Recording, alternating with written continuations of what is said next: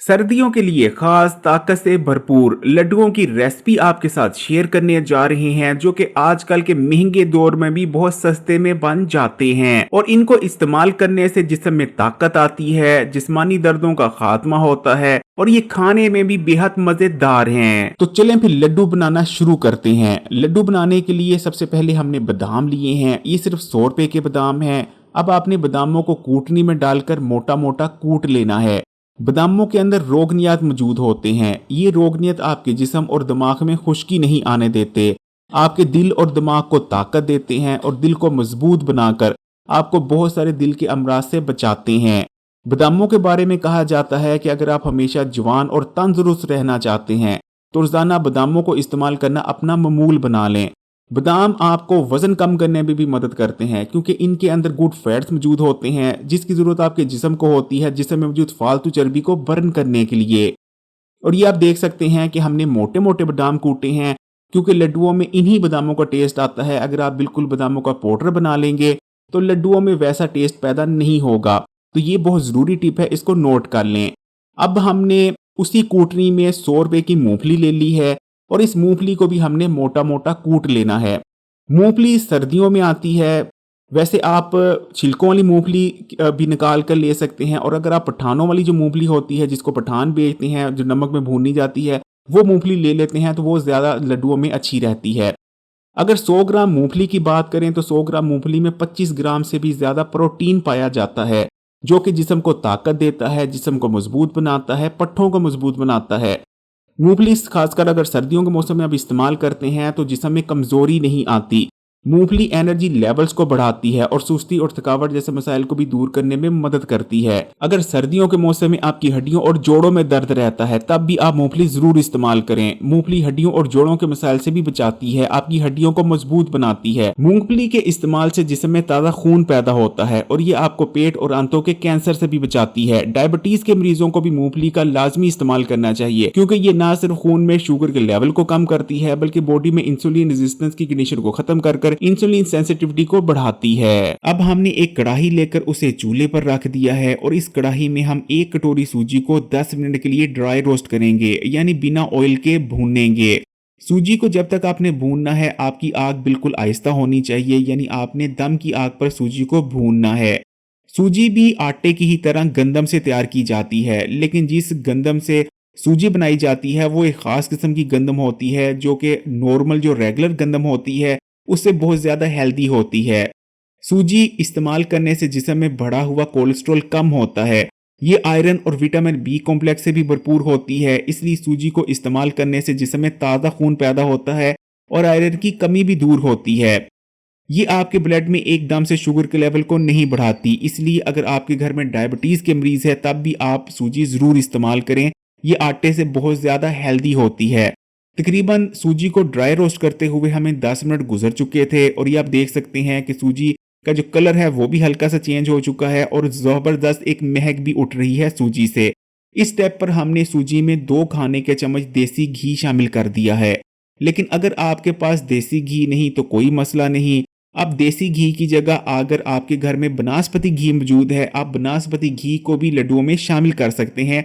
देसी घी बिल्कुल ऑप्शनल है। सूजी आपके हाजमे के निजाम के लिए बहुत अच्छी है, ये आपके मैदे को ताकत देती है और हाजमे को मजबूत करती है, इसलिए जिन लोगों को अक्सर बदहजमी रहती है उन्हें भी सूजी इस्तेमाल करने का मशवरा दिया जाता है। सूजी के अंदर आटे के मुकाबले में दुगनी ताकत और न्यूट्रिशन पाई जाती है, इसलिए खासकर सर्दियों के मौसम में आप सूजी का इस्तेमाल जरूर करें, ये आपके लिए बेहद मुफीद रहेगी। घी शामिल करने के बाद सूजी को मजीद 10 मिनट के लिए भूना गया है और अब इस स्टेप पर इसमें 4 खाने के चम्मच खसखस शामिल कर दी गई है। खसखस आपके दिमाग, नजर और असाब के लिए अक्सीर की हैसियत रखती है। खसखस इस्तेमाल करने से दिमाग तेज होता है, याददाश्त तेज होती है, आपकी नजर तेज होती है, ये सुकून बख्श होती है। अक्सर लोगों को सर्दियों के मौसम में डर लगता है या उदासी सी छा जाती है, ऐसे लोगों को खसखस का इस्तेमाल लाजमी करना चाहिए। इसके अंदर पेन किलर प्रॉपर्टीज भी पाई जाती हैं। जिन लोगों का सर्दियों के मौसम में खासकर सर में दर्द रहता है वो लोग भी इससे भरपूर फवायद हासिल कर सकते हैं। 2 खाने के चम्मच तिलों को शामिल कर देना है। तिल इस्तेमाल करने से जिस्म में कोलेस्ट्रॉल और ट्राइग्लिसराइड के लेवल में कमी आती है, जबकि तिल गुड कोलेस्ट्रॉल को बढ़ाते हैं। ये प्रोटीन से भरपूर होते हैं। 3 खाने के चम्मच तिलों में 5 ग्राम प्रोटीन पाया जाता है। तिल जिस्म को ताकत देते हैं। ये हड्डियों को भी मजबूत करते हैं क्योंकि 3 खाने के चम्मच तिलों में आपकी डेली जरूरत का 22% कैल्शियम, 25% मैग्नीशियम, 32% मैग्नीज और 21% जिंक पाया जाता है। अब हमने जो मूंगफली और बादामों को मोटा मोटा कूटा था उन्हें भी आपने शामिल कर देना है और अब आपने अच्छी तरह से इसे मिक्स कर लेना है। ये लड्डू खाने में इतने ज्यादा टेस्टी होते हैं कि इन्हें खाने के बाद आप मोतीचूर के लड्डू भूल जाएंगे। एक लड्डू खाएंगे उसके बाद आपके लिए अपना हाथ रोकना मुश्किल हो जाएगा। अब आग को बंद कर दिया गया है और इस स्टेप पर आपने कोकोनट का बुरादा शामिल करना है। इस चीज को आपने हमेशा ख्याल रखना है कि अगर आग जलती हुई और उस वक्त आपने कोकोनट का बुरादा शामिल किया तो ये जल जाएगा, इसलिए आग को बंद करने के बाद आपने कोकोनट का बुरादा शामिल करना है। कोकोनट का इस्तेमाल खासकर सर्दियों के मौसम में लाजमी करना चाहिए क्योंकि इसके अंदर गुड फैट्स मौजूद होते हैं जो आपके जिस्म को ताकत और तवानाई देते हैं। अब हमने तकरीबन थोड़ी सी इसमें किशमिश भी शामिल कर दी है और किशमिश के बारे में तो आप जानते ही हैं ये कितनी ज्यादा मुफीद है। आयरन से भरपूर होती है। इसको इस्तेमाल करने से जिस्म में ताज़ा खून पैदा होता है। ये तवानाई देती है। कैल्शियम इसमें काफी मिकदार में पाया जाता है। आपकी हड्डियों और जोड़ों को मजबूत करती है। आपके आंतों में आने वाली खुश्की को दूर करती है। कब्ज से बचाती है। हाई ब्लड प्रेशर के मरीजों के लिए भी बहुत मुफीद है।